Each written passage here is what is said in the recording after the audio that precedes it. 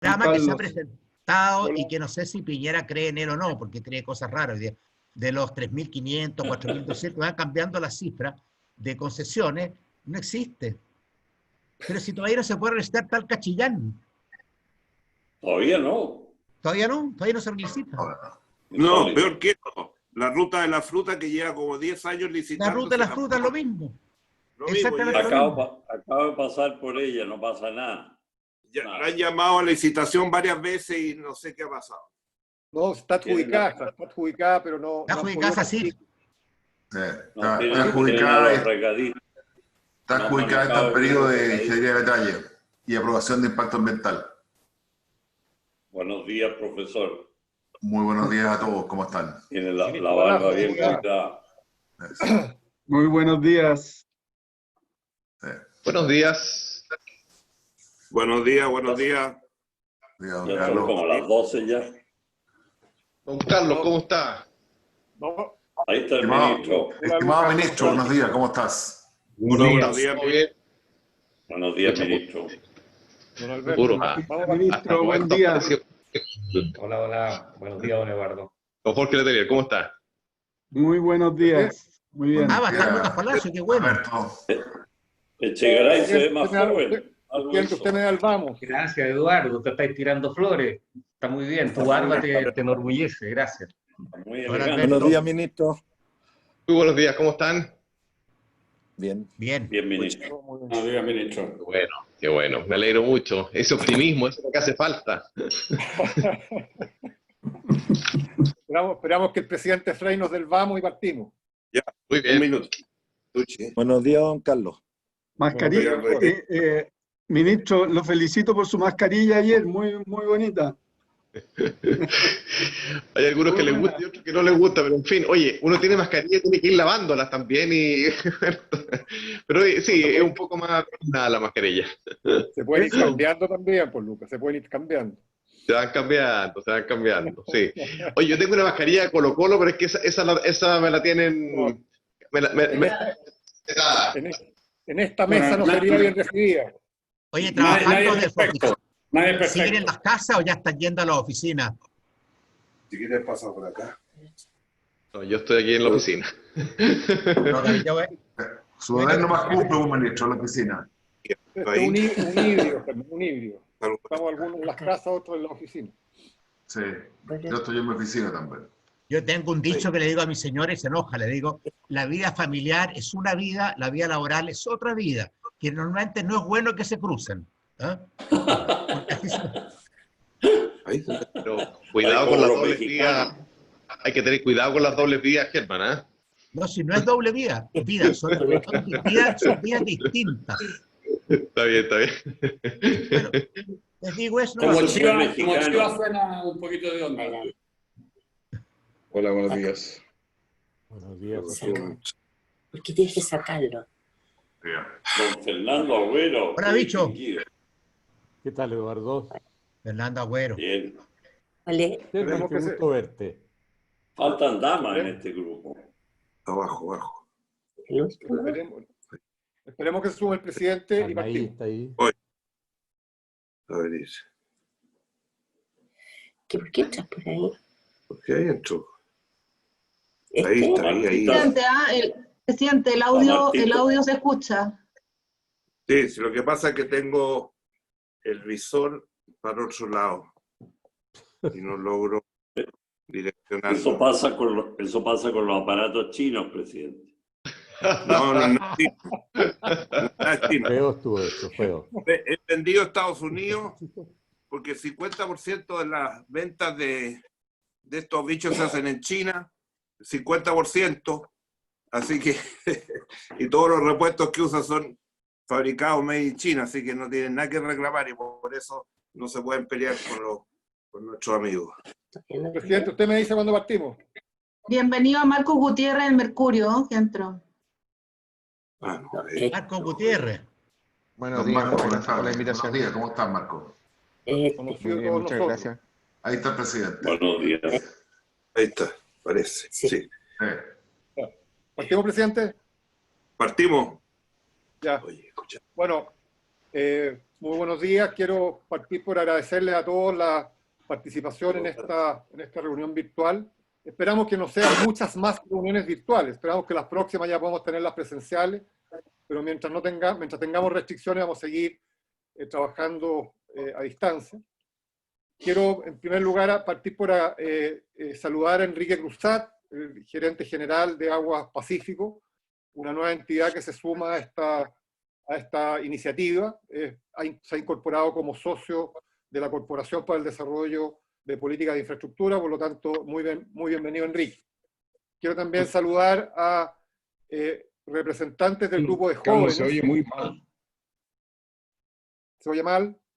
No. Bueno, vamos a tener que apagar los que no me escuchan los micrófonos, porque están con mucho micrófono prendido, y los quiero apagarlos para que podamos funcionar. Bueno, ¿sigo? Siga, ¿se escucha bien ahí? Ya. Vamos entonces a saludar primero a Enrique Cruzat de Aguas Pacífico, una empresa que se suma a la Corporación para el Desarrollo de Políticas de Infraestructura. Por lo tanto, muy bienvenido, Enrique. Quiero también saludar a un grupo de jóvenes que son parte del taller de jóvenes sobre infraestructura pública que hemos estado impulsando desde hace ya un par de meses. Y el propósito de trabajar con jóvenes es incorporar a nuevas visiones respecto de cómo mirar las políticas de infraestructura. Por lo tanto, les damos una muy bienvenida a esta reunión del Consejo, en el cual están como invitados. Quiero también informar de que tenemos una buena noticia. En el último documento del BID, publicado hace pocos días, se menciona al Consejo de Política e Infraestructura como la única entidad a nivel de Latinoamérica que integra las posibilidades de planificar y mirar la infraestructura a largo plazo. Este es un problema institucional que afecta a todos los países y hay un reconocimiento de parte del BID al esfuerzo que nosotros hemos venido haciendo y por tanto creo que es un buen reconocimiento que nos da entusiasmo y ganas de seguir trabajando en esta misma perspectiva y pensamos que puede ser un buen aliciente para poder difundir esta experiencia a nivel regional. Tal como ustedes saben, en el último tiempo nuestra preocupación central ha estado en la recuperación y el empleo post-pandemia. Los temas que hemos venido tratando tienen que ver con el cortísimo plazo. Hemos hecho una propuesta que ha salido difundida en la prensa y que la hemos trabajado con una serie de otras organizaciones, muchas de las cuales son parte de esta invitación y del Consejo, y le hemos hecho una propuesta, una presentación al ministro de Obras Públicas, ministro encargado de promover la inversión pública y privada a nivel de gobierno, y tenemos una solicitud del ministro de hacerle una presentación al Consejo Política e Infraestructura de los planes que está impulsando el gobierno en temas de inversión propiamente tal. Hemos fijado la reunión con el Ministerio para el día jueves 20 a las 12 horas, por lo tanto les va a llegar una invitación para que podamos recibir de parte del Ministro de Obras Públicas los planes de inversión que se están llevando a cabo, tanto impulsando la inversión pública como la inversión privada desde el punto de vista del gobierno. Y en esta ocasión hemos querido invitar al ministro Lucas Palacio. En realidad una invitación es un eufemismo, porque Lucas es de la casa, por lo tanto, muy bienvenido, ministro. Y hemos querido invitarlo para conversar acerca de cómo se está viendo a nivel del gobierno la situación crítica por la cual el país atraviesa, cuáles son los planes que se están intentando llevar a cabo para poder enfrentar esta crisis y ver de qué manera se puede minimizar el costo que esta pueda tener en el país e impulsar nuevamente planes de activación y empleo que a nuestro juicio son fundamentales para no solo asegurar un posible desarrollo, sino darle una orientación mucho más estratégica al crecimiento que el país pueda tener. Por lo tanto, le damos la bienvenida al ministro y dejo con usted al presidente Frey, que tenía interés en destinar unas poquitas palabras para entusiasmarnos respecto de cómo enfrentar esta situación. Presidente. Muy buenos días. Saludo especialmente a todos los socios que habitualmente nos hemos visto también en estos tiempos en forma virtual permanente. Sobre al ministro, bienvenido. Yo quiero ser bien corto y bien conciso, la verdad. Yo estoy preocupado por la lentitud del tema. En todos los documentos que hemos preparado, hemos trabajado con múltiples organismos públicos y privados, como ha sido siempre la historia del CPI. La Cámara de la Construcción, COPSA, que son parte de nuestra organización, pero también la CPC con Juan Sutil, que lo tuvimos. Hemos trabajado con diversas organizaciones gremiales de todos los sectores económicos que nos han pedido en forma general y personal reuniones, organizaciones de la sociedad civil también. Y a través de todo este tiempo hemos ido afianzando, yo diría consolidando una propuesta. Y la propuesta básicamente es que para el proceso que viene, post pandemia, que ya estamos llegando al post pandemia, esa es la realidad, necesitamos empleo y activación. Y empleo y activación rápida la da la infraestructura. La infraestructura grande, la infraestructura chica, la infraestructura mediana, la infraestructura de las ciudades. Es decir, tenemos que realmente aplicar ese plan.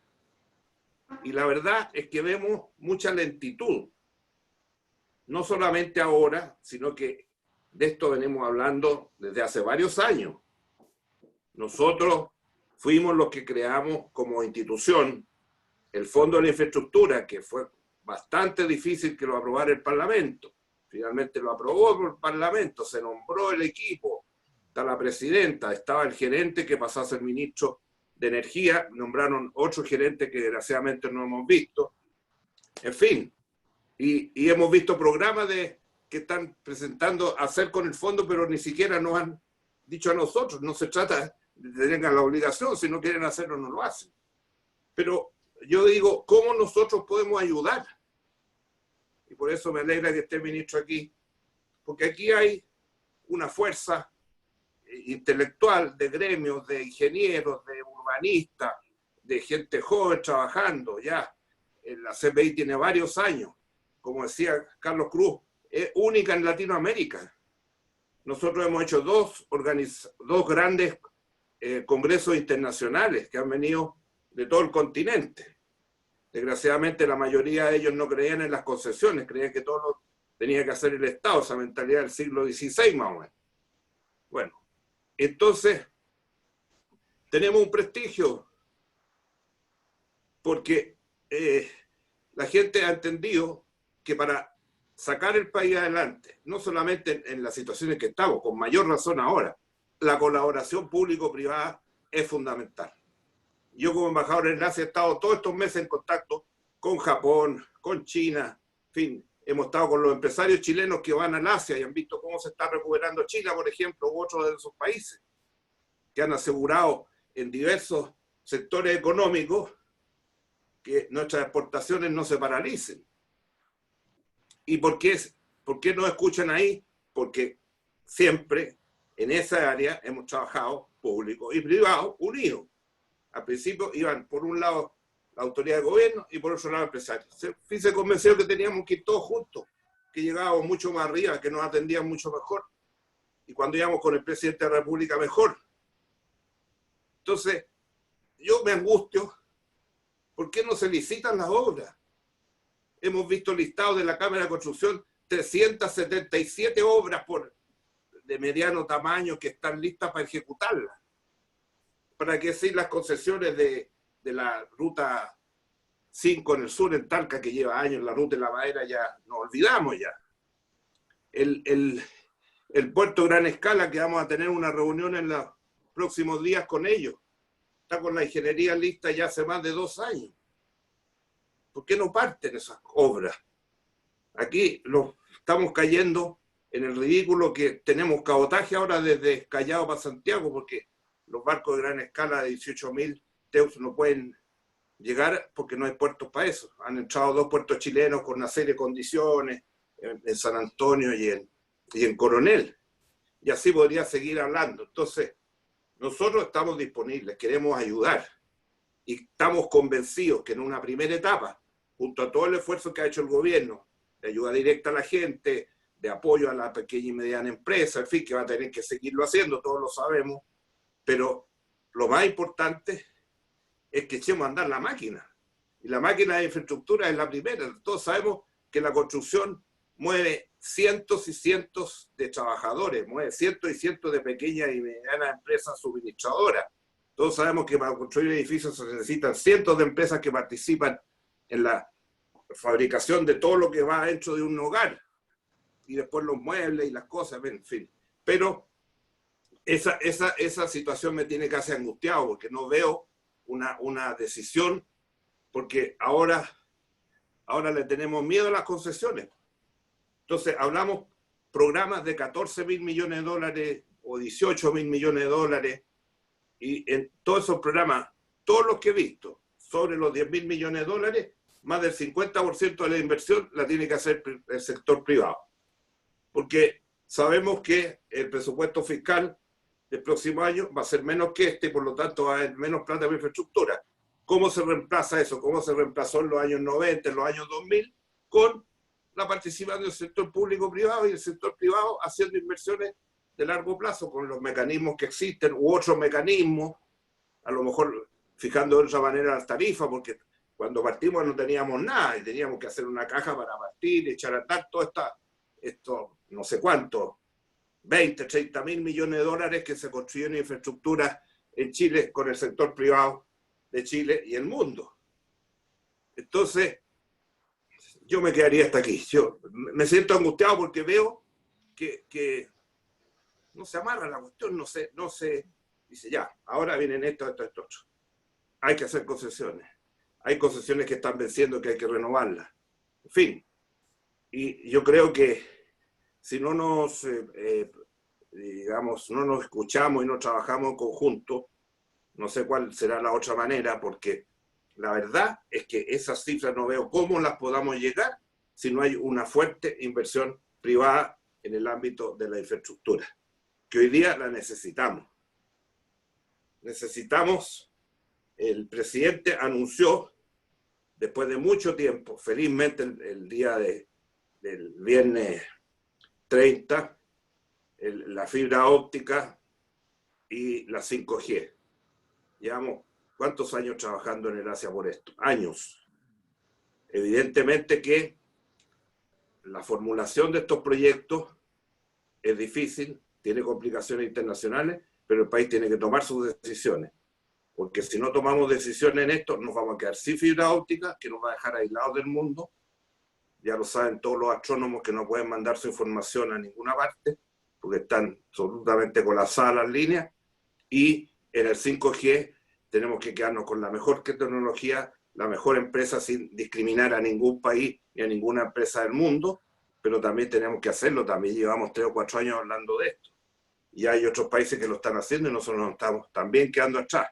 Tenemos tendido el cable de fibra óptica desde Puerto Montt a Puerto William, 3.000 kilómetros, toda profundidad, más de 4.000 metros de profundidad, 3.000 kilómetros que están tendidos hace más de un año y no se están usando. Por Dios que se habrían servido para esta etapa, que es la zona más alejada de Chile, la que está menos conectada. Pero ahí está el cable. Se empezó a tender en enero del año pasado y se terminó de tender en junio, julio.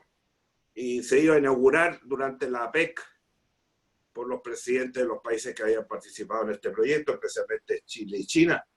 Y ahí está el cable y no se usa.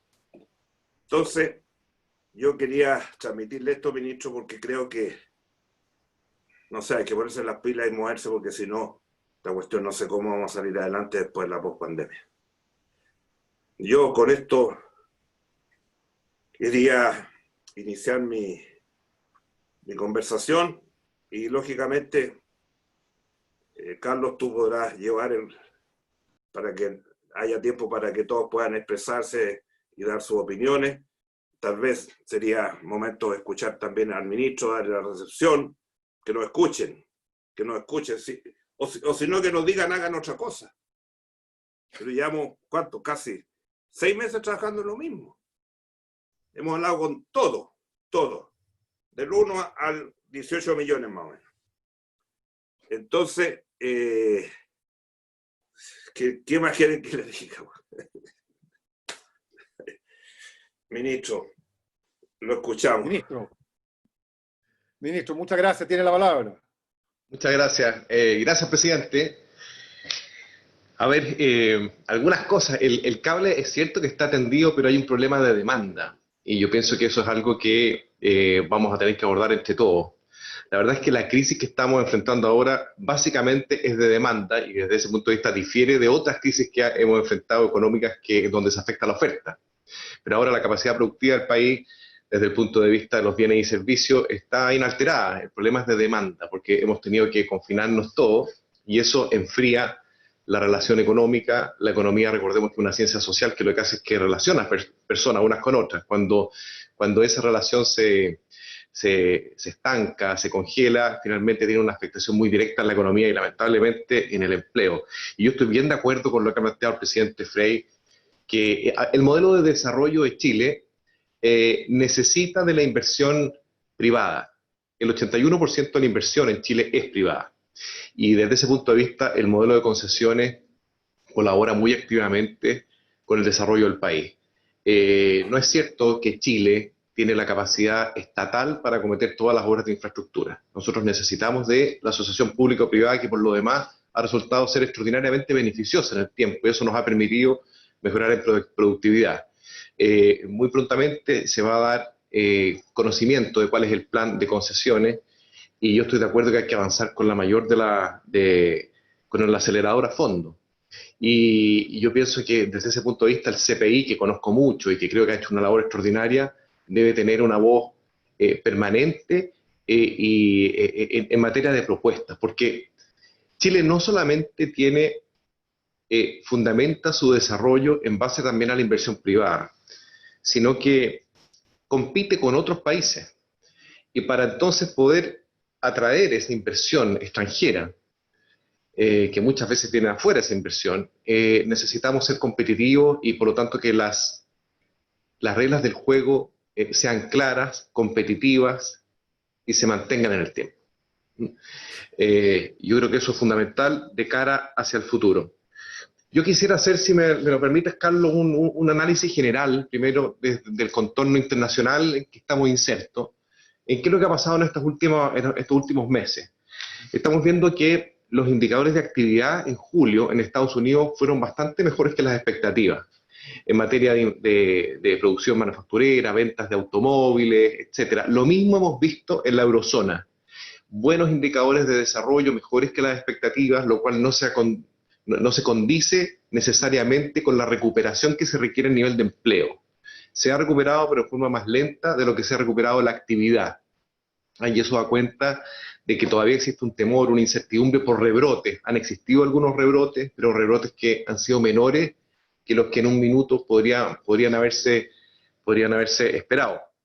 En China también se está viendo un importante crecimiento, esto lo sabe muy bien el presidente Frey, en lo que es actividad manufacturera, por ejemplo, en julio registró el crecimiento máximo en una década. O sea, se está recuperando fuerte y eso muestra que en muchos de estos países la recuperación está siendo más en forma de V que de otra forma. Y esperemos que eso se mantenga en la medida que los contagios no proliferen en forma muy fuerte.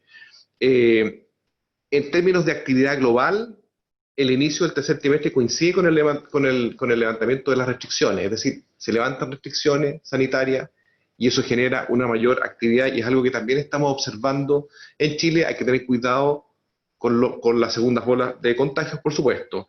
Y desde el punto de vista de la salud, en general, los expertos en un 66% piensan que la vacuna va a estar lista el primer semestre del próximo año, y un 41% piensan que en el segundo semestre del próximo año podríamos tener una vacuna más bien masiva y segura para inocular a la población. Por lo tanto, ¿qué es lo que nos dice eso? Que tenemos de aquí a un año más o menos, vamos a tener que convivir con la posibilidad de contagio. En Chile también estamos viendo condiciones mejores. En julio, el IMASEC de junio, fue mejor que el esperado. Se esperaban algunas cifras cercanas, superiores al 16% negativo, y fue de 12,4%. Y en julio también se está mostrando mejorías en la confianza empresarial. Hoy salió el informe de percepción de negocio del Banco Central y que también se ve en el margen una mejoría, y quizás podríamos estar observando un punto de inflexión que habríamos quizás tocado fondo en lo que significa el deterioro de la actividad económica. Eso no está ocurriendo, eso es nuestro país, eso no está ocurriendo en el resto de América Latina. El resto de América Latina está mostrando cifras muy magras, muy malas, no solamente a nivel de contagio, sino que también desde el punto de vista económico. Y las proyecciones dan cuenta que América Latina podría decrecer un 12% y nuestro país podría decrecer entre un 6,5% y un 7%, pese a que las últimas expectativas económicas muestran que podría ser incluso un poquito menos que eso. Eso es el término, en términos generales. Entonces, yo lo que quisiera plantear es lo siguiente, que aquí estamos en una crisis que es bastante inusual, y quizás la crisis más profunda que ha enfrentado nuestro país desde el punto de vista sanitario y económico. Esta es una profunda crisis sanitaria con un impacto muy fuerte y un deterioro muy fuerte en la actividad económica, lo cual decanta en una crisis social muy profunda. Muchas personas han perdido sus empleos, y quizás yo quisiera sumarle una última crisis que es resultado de las anteriores, que es una crisis emocional muy fuerte. Estamos todos con el panorama pesimista, quizás ahora recién estamos empezando a levantar la vista y estamos observando la luz al final del túnel. Por eso yo hablo que quizás estamos enfrentando posiblemente un punto de inflexión en esa materia, porque en la medida que seamos optimistas y que vayamos asumiendo que hay que compatibilizar la disminución de contagios con el inicio de ciertas actividades económicas, entonces vamos a estar observando el futuro con un poquitito más de realismo y un poquito más de optimismo. Y aquí la madre de todas las batallas va a ser la recuperación del empleo. Hemos perdido 1.800.000 puestos de trabajo en el último año. Además hay que sumarle más de 700.000 personas que están adscritas a la Ley de Protección al Empleo, o sea, son personas que están con sus contratos suspendidos, vigentes pero suspendidos. No sabemos cuántas de esas personas van a volver a sus puestos de trabajo, y además hay un número muy significativo de personas, cientos de miles de personas que hoy en día no están buscando trabajo en circunstancias que hace un año sí estaban buscando. Eso, por lo tanto, nos da como resultado que cerca de 3 millones de personas hoy podrían estar desempleadas, sin embargo, en edad y posibilidad de trabajar si se dieran las condiciones. Nunca antes en nuestro país habíamos enfrentado un deterioro en el mercado laboral de esa naturaleza, lo cual, por supuesto, es un deterioro social. Las herramientas que tiene el Estado sirven para mitigar ese efecto, pero no para resolverlo. Ni este Estado, ni ningún otro Estado. El sector privado en Chile representa el 75% de la actividad, y el sector público, el 25% que representa, se alimenta de lo que produce el 75% del sector privado. Por lo tanto, lo que se pueden hacer es mitigaciones, pero tenemos que rápidamente ir avanzando hacia la compatibilización de la disminución de contagios y aumento de la actividad económica. El Estado, yo estoy de acuerdo con lo que se ha planteado, que quizás algunas medidas podrían haber llegado antes, pero también les quiero contar que el Estado no estaba preparado para un deterioro de la naturaleza que estamos enfrentando. No teníamos la preparación ni desde el punto de vista administrativo, ni legal, ni burocrático. Hemos tenido que innovar con una serie de leyes para poder llegar con ayuda a la población lo más rápido posible. Y además la ayuda a la población no se genera con una única herramienta, porque hay distintos subconjuntos en la economía, en la sociedad, y a cada uno le aprieta el zapato de forma diferente. Por de pronto, siendo esta una crisis de demanda, la demanda de ciertos sectores se ve alterada de forma muy distinta respecto de otros sectores. Y no solamente este Estado, ningún Estado en el mundo estaba preparado para enfrentar el deterioro que nosotros estamos enfrentando en todo el planeta. Y eso es una realidad. ¿Y qué estamos haciendo? ¿Cómo hemos planteado la estrategia? En primer lugar, cuando se supo que existía esta posibilidad de virus con una mucha facilidad de contagio, lo que hicimos fue preparar el sistema sanitario y generar las herramientas para atender socialmente a las personas, transferencias directas. La verdad es que en Chile, actualmente, por suerte ha ido disminuyendo ya el número en términos generales de contagio. Algunas regiones están un poco más adelantadas que otras incluso. En Chile no nos hemos visto enfrentados hemos estado al límite, pero no nos hemos visto enfrentados a la situación de la última cama, cosa que muchos países, incluso países desarrollados, se han visto enfrentados y han tenido que dejar a personas sin atender. Nosotros no nos hemos visto enfrentados a eso. Y eso es porque hemos preparado las capacidades hospitalarias, las capacidades sanitarias, de tal manera que podamos atender a las personas que más lo necesitan, a la población de mayor riesgo. Hemos generado las herramientas para poder atender a las personas que sin empleo caen en una situación de profunda pobreza, porque la pobreza no tiene compasión alguna con las crisis sanitarias.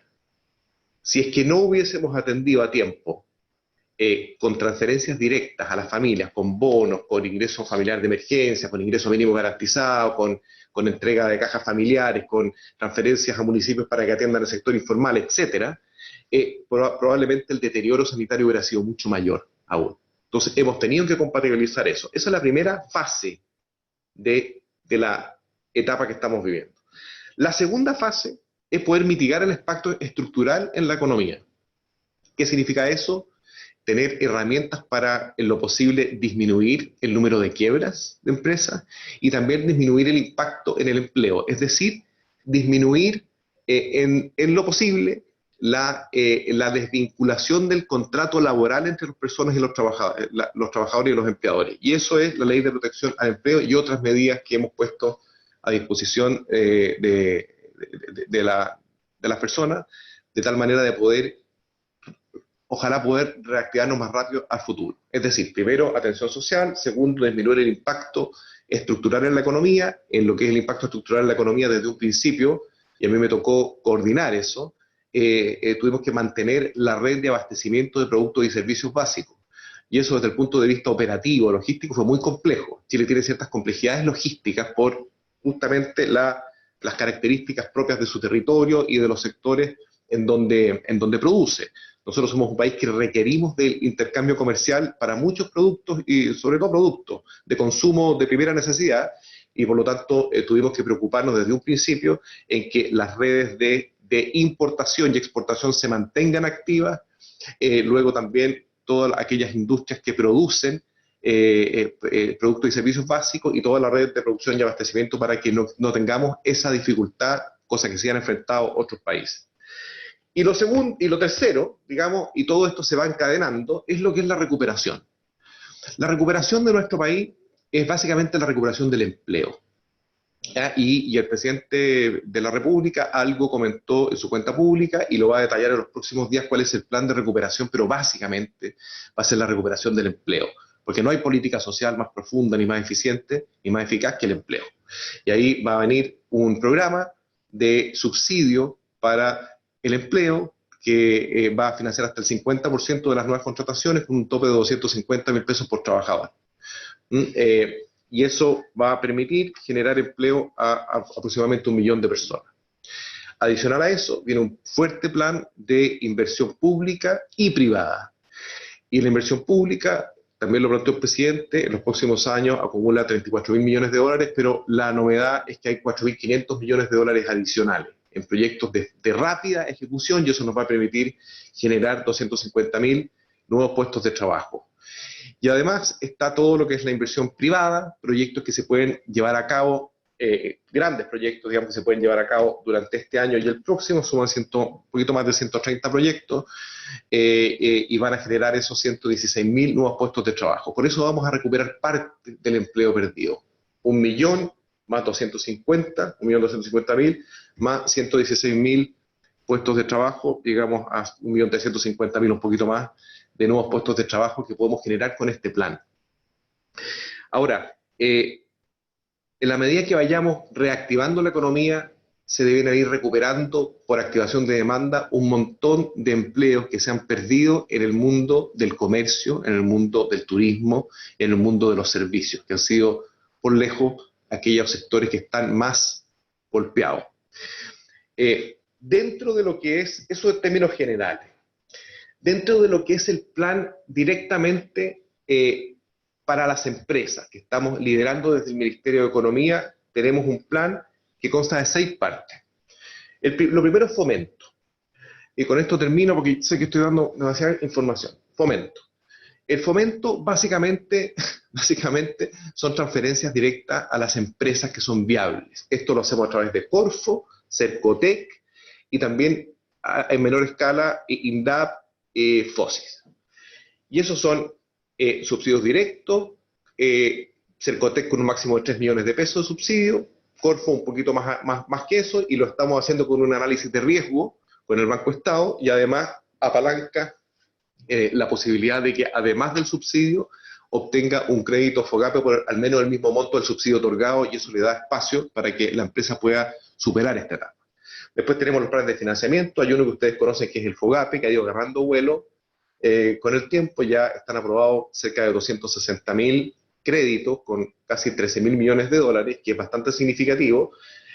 Cuando la economía está en recesión, en general, los créditos se contraen. Los créditos comerciales aquí se ha expandido como en 3,5 veces, y lo que hemos visto, la verdad, caer fuertemente es el crédito de consumo. El crédito de consumo, porque justamente la gente no está consumiendo, y eso es parte del problema que tenemos este año, que se va a ver de alguna forma compensado con el retiro del 10%, que va a generar un impacto positivo desde el punto de vista de la inyección de liquidez para el consumo este año. Tiene un efecto negativo, que es además largo plazo, un efecto en el empleo, un efecto en las pensiones, pero en el corto plazo tiene un efecto positivo. El tercer eje es capacitación y digitalización. Tenemos un programa de digitalización de 250.000 digitalizaciones. Este año ya llevamos 70.000. Este año, eso es importante porque había un cambio cultural en el consumo, un cambio cultural en la forma de vender, y les estamos capacitando a las pymes. Las pymes tienen un 91% de ellas tienen acceso a Internet, pero solo un 13% vende por Internet. Y eso está dando mucha ventaja respecto de otras empresas que están más preparadas para la venta por Internet. Estamos intentando equiparar la cancha en esa materia. Después viene el cuarto eje, empleo. Lo que ya les comentaba, viene el plan de empleo adicional a las leyes que ya se han aprobado, viene el plan de empleo con subsidio, y luego inversión pública-privada. Ya comenté respecto de eso, pero el último eje es la agilización de procesos. Nosotros tenemos en Chile, con esto termino, Carlos, nosotros tenemos en Chile un triste récord de ser el país más complicado para poder llevar a cabo proyectos de inversión. Tenemos más de 400 permisos en más de 50 instituciones públicas para los grandes proyectos de inversión. Y lo que hemos hecho es, desde el punto de vista reglamentario, administrativo, de procesos, digitalización y evitar duplicidades, tenemos 70 medidas en donde ya tenemos la gran mayoría la tenemos ya resuelta, de tal manera de poder agilizar estos proyectos, todos los proyectos de inversión, y disminuir el tiempo en un 30%. Eso ya está casi todo habilitado de cara a este proceso de reactivación, porque necesitamos mucha inversión pública. Esto no significa poner en jaque ni poner en riesgo